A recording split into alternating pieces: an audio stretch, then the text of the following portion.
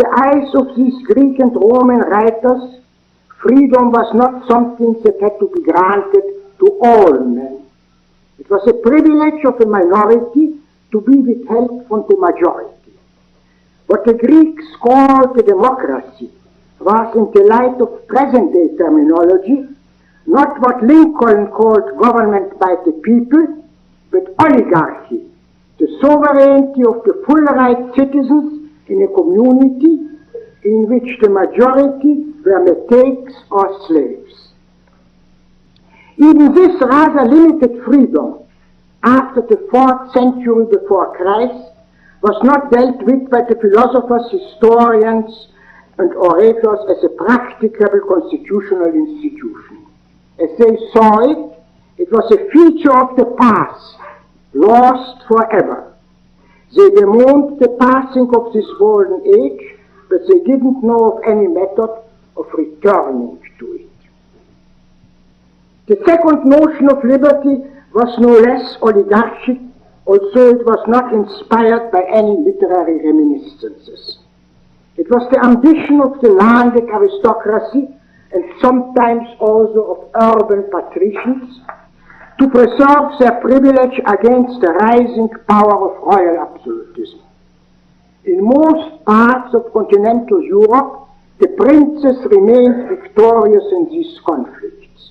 Only in England and in the Netherlands did the gentry and the patricians succeed in defeating the dynasties.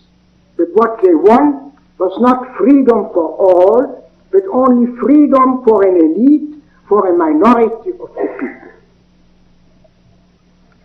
We must not condemn as hypocrites the men who in those ages praised liberty while they preserved the legal disabilities of the many, even serfdom and slavery. They were faced with a problem which they did not know how to solve satisfactorily.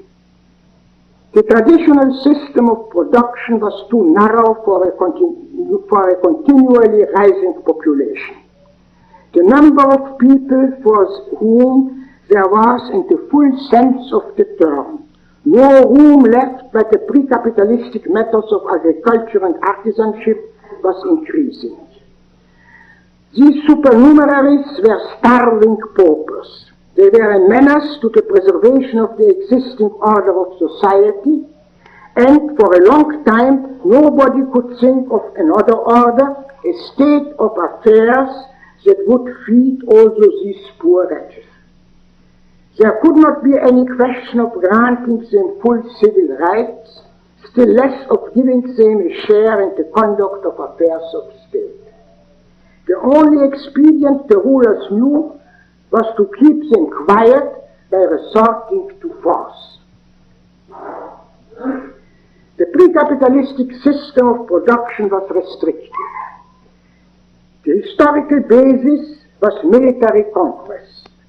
The victorious kings had given the land to their paladins.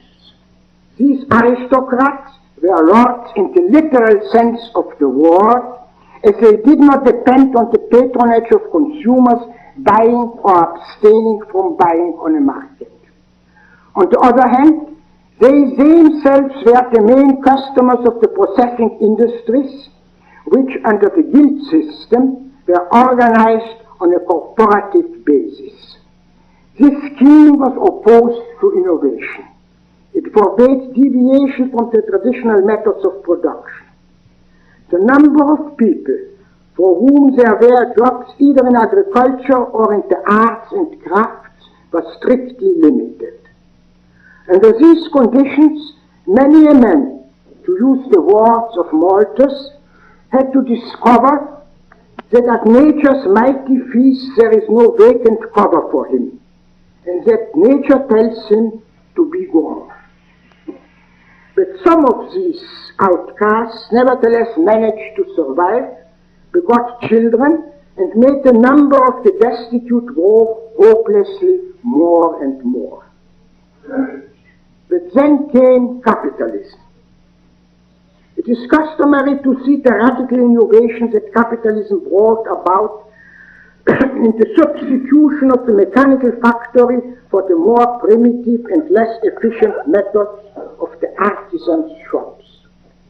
This is a rather superficial view.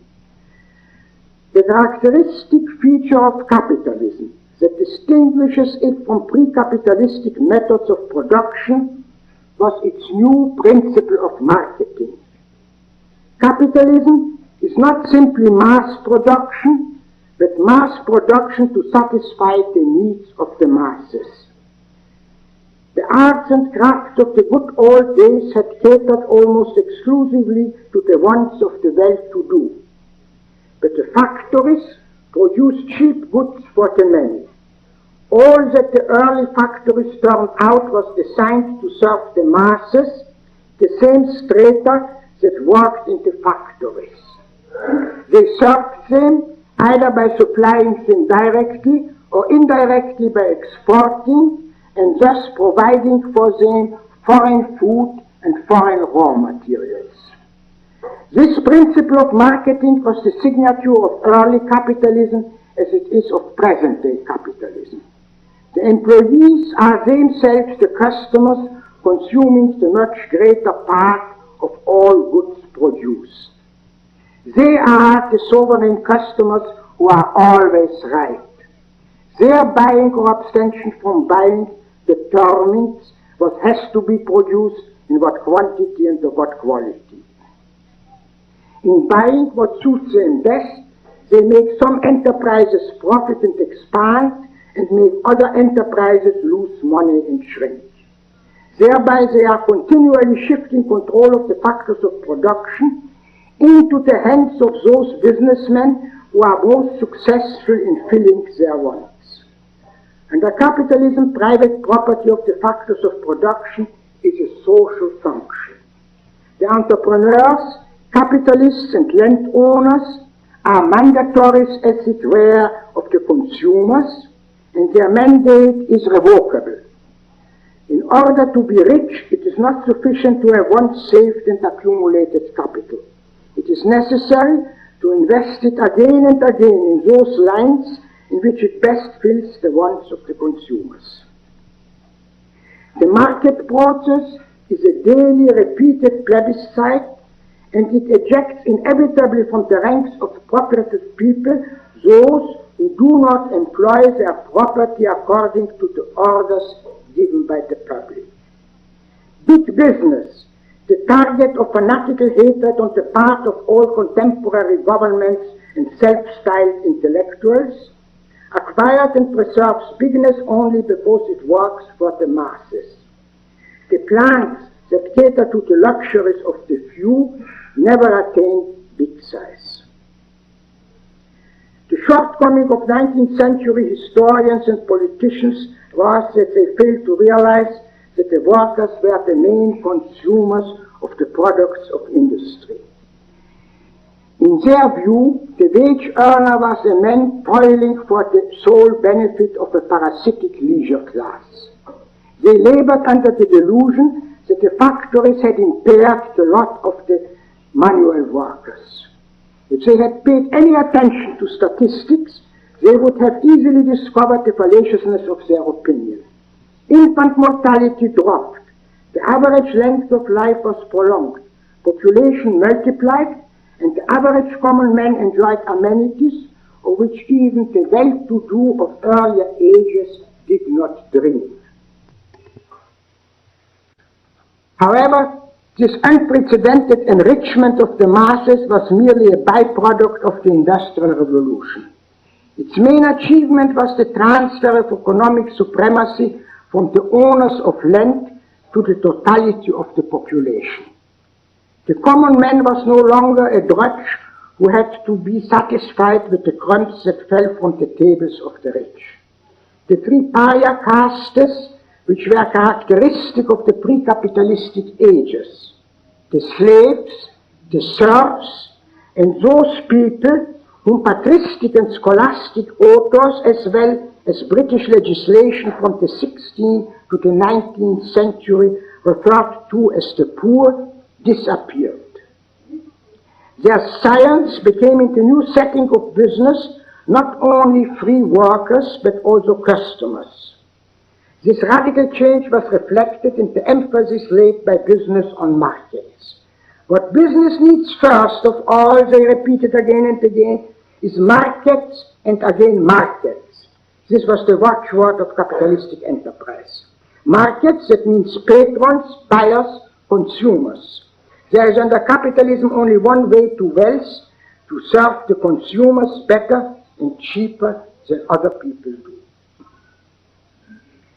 Within the shop and the factory, the owner, or in corporations, the representative of the shareholders, the president is the boss. But the mastership is merely apparent and conditional. He is subject to the supremacy of the consumers. The consumer is king, is the real boss, and the manufacturer is done for if he does not outstrip his competitors in best serving the consumers. It was this great economic transformation that changed the face of the world. It very soon transferred political power from the hands of a privileged minority into the hands of the people. Adult franchise followed in the wake of industrial enfranchisement. The common man, to whom the market process had given the power to choose the entrepreneurs and capitalists, acquired the analogous power in the field of government. He became a voter. It has been observed by eminent economists, I think first by the late Frank Vetter from Princeton, that the market is a democracy in which every penny gives a right to vote. It would be more correct to say that representative government by the people is an attempt to arrange constitutional affairs according to the model of the market, but that this design can never be fully achieved. In the political field, it is always the will of the majority that prevails, and the minorities must yield to it. But business caters not only to the desires of the majority. It serves also minorities, provided they are not so insignificant in numbers as to become negligible. The garment industry produces clothes not only for normal people, but also for the stout. And the publishing trade publishes not only westerns and detective stories for the crowd, but also books for discriminating readers. There is a second important difference. In the political sphere, there is no means for an individual or a small group of individuals to disobey the will of the majority. But in the intellectual field, private property makes rebellion possible. The rebel has to pay a price for his independence. There are in this universe no prizes that can be won without sacrifices. But if a man is prepared to pay the price, he is free to deviate from the ruling orthodoxy or neo-unorthodoxy. What would conditions have been in a socialist commonwealth for heretics like Kierkegaard, Schopenhauer, Veblen, or Freud? For Monet, Courbet, Walt Whitman, Rilke, or Kafka? In all ages, pioneers of new ways of thinking and acting could work only because private property made to some extent contempt of the majority's ways possible. Only a few of these separatists were themselves economically independent enough to defy the government and the opinions of the majority. But they found in the climate of the free economy among the public people prepared to aid and support them. What would Marx have done without his patron, the manufacturer and exploiter Friedrich Engels? What vitiates entirely the socialist economic critique of capitalism is their failure to grasp the sovereignty of the consumers in the market economy. They see only the hierarchical organization of the various enterprises and plants, and are at a loss to realize that the profit system forces business to serve the consumers. In their dealings with the employers, the unions proceed as if only malice and greed were to prevent what they call management from paying higher wage rates. Their short-sightedness does not see anything beyond the doors of the factory. They and their henchmen talk about concentration of economic power and do not realize that economic power is ultimately vested in the hands of the buying public, of which the employees themselves form the immense majority. Their inability to comprehend things as they are is reflected in such inappropriate metaphors as industrial kingdoms and dukedoms. They are too dull to see the difference between a sovereign king or duke who could be dispossessed only by a more powerful conqueror, and a chocolate king who forfeits his kingdom as soon as the customers prefer to patronize another supplier. This distortion is at the bottom of all socialist plans. If any of the socialist chiefs had tried to earn his living by selling hot dogs, he would have learned something about the sovereignty of the consumers. But they were professional revolutionaries, and their only job was to kindle civil war. Lenin's ideal was to build a nation's production effort according to the model of the post office, an outfit that does not depend on the consumers because its deficits are covered by the compulsory collection of taxes. The whole of society, he said, was to become one office and one factory. He did not see that the very character of the office and the factory is entirely changed when it is alone in the world and no longer grants to people the opportunity to choose among the products and services of various enterprises. Because his blindness made it impossible for him to see the role the market and the consumers play under capitalism, he could not see the difference between freedom and slavery. Because in his eyes the workers were only workers and not also customers, he believed that they were already slaves under capitalism, and that one did not change their status by nationalizing all plants and shops. Socialism substitutes the sovereignty of a dictator or a committee of dictators for the sovereignty of the consumers.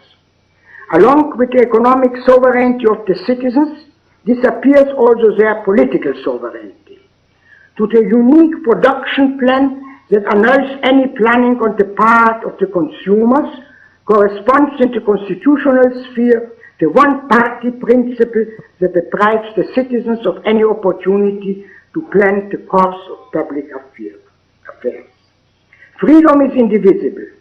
He who has not the faculty to choose among various brands of canned food or soap is also deprived of the power to choose between various political parties and programs and to elect the office holders. He is no longer a man, he becomes a pawn in the hands of the supreme social engineer. Even his freedom to rear progeny will be taken away by eugenics. Of course, the socialist leaders occasionally assure us that dictatorial tyranny is to last only for the period of transition from capitalism and representative government to the socialist millennium, in which everybody wants and wishes will be fully satisfied. Once the socialist regime is sufficiently secure to risk capitalism, Miss Joan Robinson, the eminent representative of the British Cambridge School, is kind enough to promise us, even independent philharmonic societies will be allowed to exist. Thus, the liquidation of all dissenters is the condition that will bring us what the communists call freedom.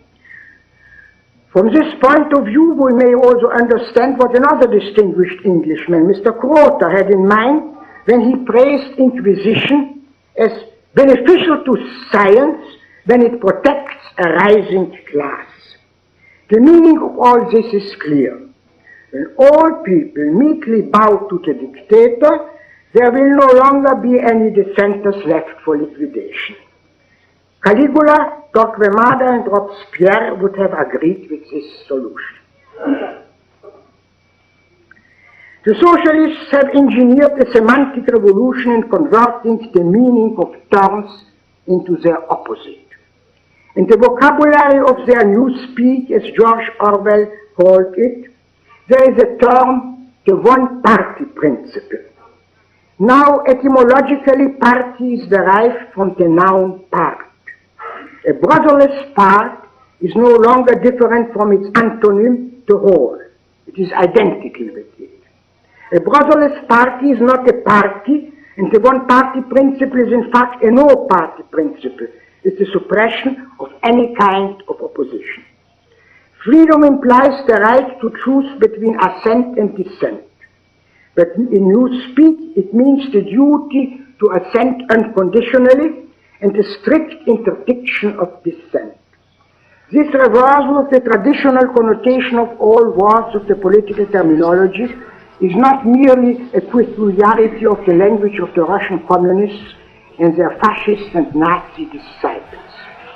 A social order that in abolishing private property deprives the consumers of their autonomy and independence, and thereby subjects every man to the arbitrary discretion of the central planning board, could not win the support of the masses if it were not to camouflage its main character.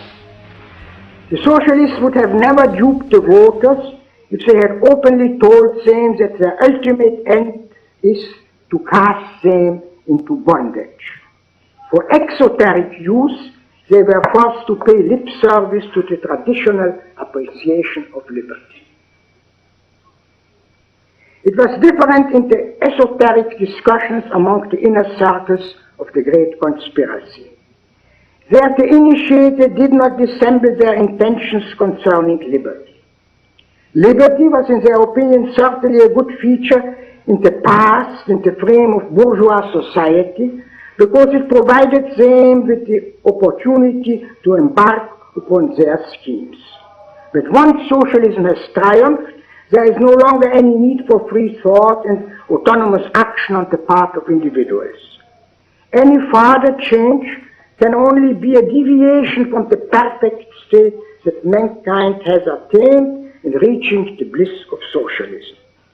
Under such conditions, it would be simply lunacy to tolerate dissent. The admirer of the Soviet system tells us again and again that freedom is not the supreme good. It is not worth having if it implies poverty. To sacrifice it in order to attain wealth for the masses is in their eyes fully justified. But for a few unruly individualists who cannot adjust themselves to the ways of regular fellows, all people in Russia are perfectly happy. We may leave it undecided whether this happiness was also shared by the millions of Ukrainian peasants who died from starvation, by the inmates of the forced labor camps, and by the Marxian leaders who were purged. But we cannot pass over the fact that the average standard of living is incomparably higher in the free countries of the West than in the communist East. In giving away liberty as the price to be paid for the acquisition of prosperity, the Russians made a poor bargain. They now have neither the one nor the other. Romantic philosophy labored under the illusion that in the early ages of history the individual was free and that the course of historical evolution had deprived him of his primordial innate liberty. As Jean-Jacques Rousseau saw it, nature accorded man freedom and society enslaved him. In fact, primeval man was at the mercy of every fellow who was stronger and therefore could snatch away from him the scarce means of subsistence. There is in nature nothing that can be called liberty. The concept of freedom always refers to social relations between men. True, society cannot realize the illusory concept of the individual's absolute independence. Within society, everyone depends on what other people are prepared to contribute to his well-being in return for his own contributions to their well-being. Society is essentially the mutual exchange of services. As far as the individuals have the opportunity to choose, they are free. If they are forced by violence or threat of violence to surrender to the terms of an exchange, no matter how they feel about it, they lack freedom. The slave is unfree precisely because the master assigns him his tasks and determines what he has to receive if he fulfills it. As regards the social apparatus of repression and coercion, the government, there cannot be any question of freedom. Government is essentially the negation of liberty. It is the recourse to violence or the threat of violence in order to make all people obey the orders of the government, whether they like it or not. As far as the government's jurisdiction extends, there is coercion and not freedom. Government is a necessary institution, the means to make the social system of cooperation work smoothly without being disturbed by violent acts on the part of gangsters, whether of domestic or of foreign origin. Government is not, as some people like to say, a necessary evil. It is not an evil, but a means, the only means available to make peaceful human coexistence possible. But it is the opposite of liberty. It is beating, imprisoning, hanging. Whatever a government does is ultimately supported by the actions of armed constables. If the government operates a school or a hospital, the funds required are collected by taxes, that is, by payments exacted from the citizens. If we take into account the fact that as human nature is, there can neither be civilization nor peace without the functioning of a government apparatus of violent action, we may call government the most beneficial human institution. But the fact remains that government is repression and not freedom. Freedom is to be found only in the sphere in which government does not interfere. Liberty is always freedom from the government. It's the restriction of the government's interference. It prevails only in the fields in which the citizens have the opportunity to choose the way in which they want to proceed. Civil rights are the statutes that precisely circumscribe the sphere in which the men conducting the affairs of state are permitted to restrict the individual's freedom to act. The ultimate end that men aim at by establishing government is to make possible the operation of a definite system of social cooperation under the principle of the division of labor. If the social system which people want to have is socialism, communism, planning, there is no sphere of freedom left. All citizens are in every regard subject to the orders of the government. The state is a total state. The regime is totalitarian. The government alone plans and forces everybody to behave in accordance with this unique plan. In the market economy, the individuals are free to choose the way in which they want to integrate themselves into the frame of social cooperation. As far as the sphere of market exchange extends, there is spontaneous action on the part of individuals. Under this system that is called laissez-faire, and which Ferdinand Lassalle dubbed as the night watchman state, there is freedom because there is a field in which the individuals are free to plan for themselves. The socialists must admit that there cannot be any freedom under a socialist system, but they try to obliterate the difference between the state of unfreedom and economic freedom by denying that there is any freedom in the mutual exchange of commodities and services on the market. Every market exchange is, in the words of a school of pro-socialist lawyers, a coercion over other people's liberty. There is, in their eyes, no difference worth mentioning between a man's paying a tax or a fine imposed by a magistrate or his buying a newspaper or admission to a movie. In each of these cases, the man is subject to governing power. He is not free, for, as Professor Hale says, a man's freedom means the absence of any obstacle to his use of material goods. This means I am not free because a woman who had knitted a sweater, perhaps as a birthday present for her husband, puts an obstacle to my use of it. I myself am restricting all other people's freedom because I object to their using my toothbrush. In doing this, I am, according to this doctrine, exercising private governing power, which is analogous to public government power, the power that the government exercises in imprisoning a man in Sing Sing. Those expounding this amazing doctrine consistently conclude that liberty is nowhere to be found. They assert that what they call economic pressures do not essentially differ from the pressures the masters practice with regard to their slaves. They reject what they call private governmental power, but they do not object to restriction of liberty by public governmental power.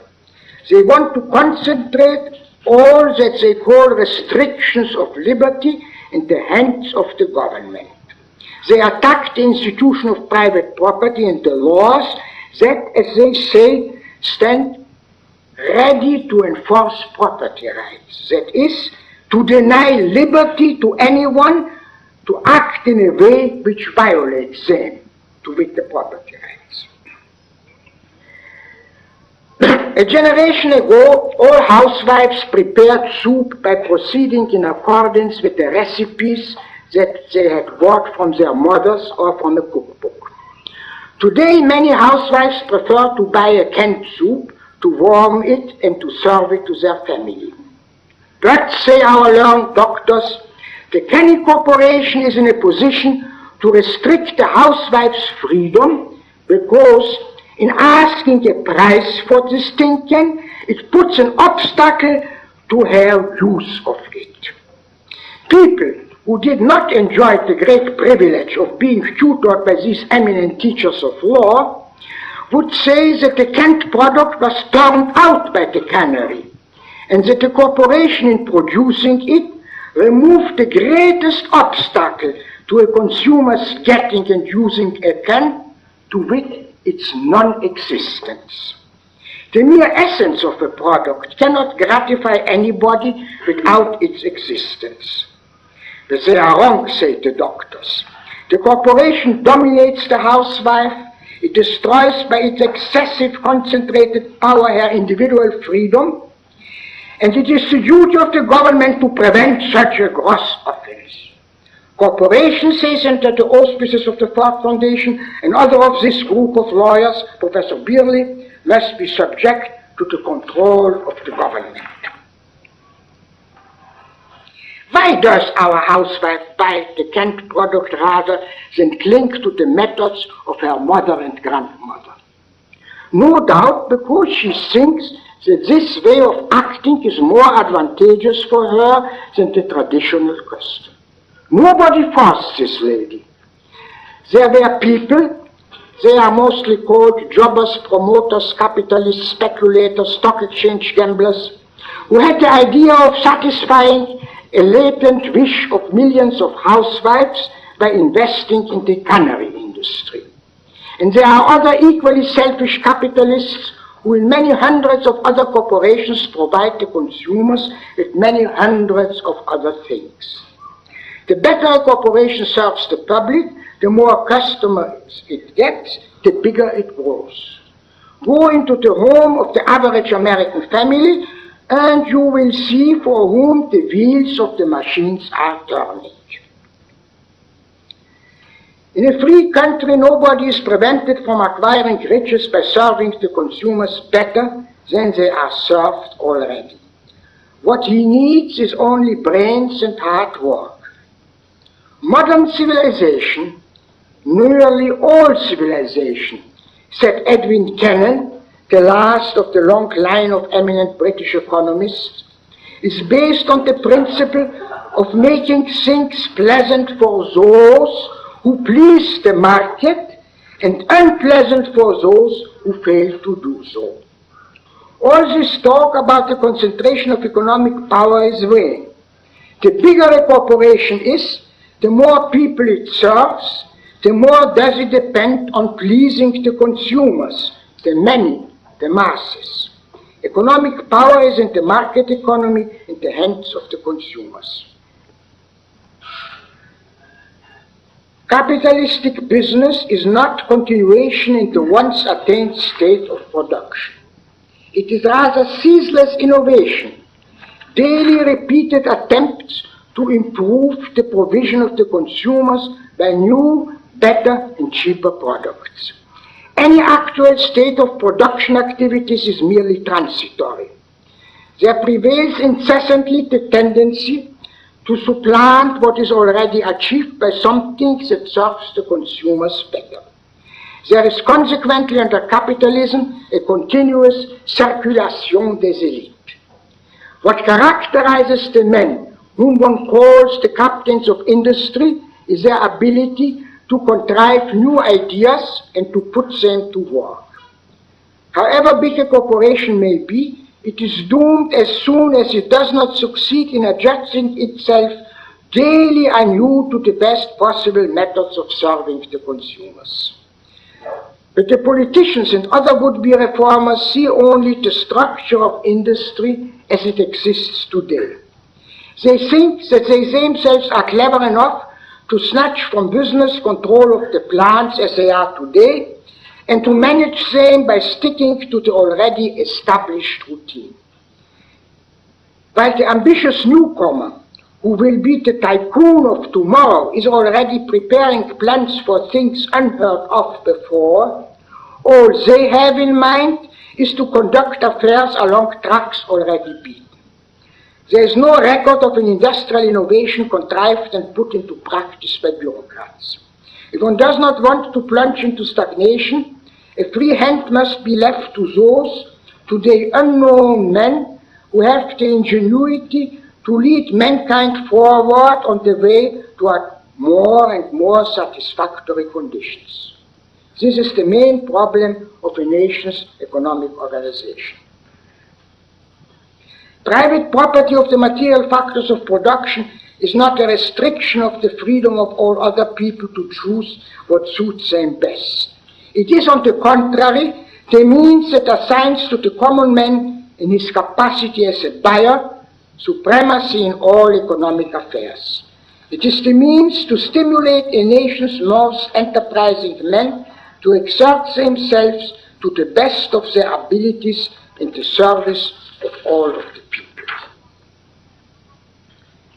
The distinctive principle of Western social philosophy is individualism.